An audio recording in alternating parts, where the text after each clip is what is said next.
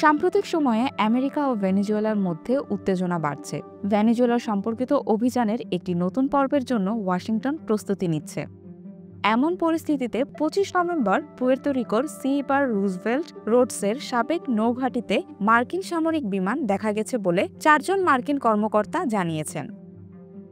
ঘাঁটি থেকে তোলা ভিডিও ফুটেজে দেখা যায় মার্কিন মেরিন কর্পসের একটি KC-130J F-35B যুদ্ধবিমান এবং মার্কিন বিমান বাহিনীর একটি AC-130 গানশিপ বিমান এই সাবেক ঘাঁটি থেকে উড্ডয়ন ও অবতরণ করছে। যদিও প্রেসিডেন্ট ডোনাল্ড ট্রাম্প কোনো অভিযানের অনুমোদন দিয়েছেন কিনা বা পরিকল্পিত অভিযানের সময় ও পরিধি কি সেই সম্পর্কে রয়টার্স নিশ্চিত করেনি।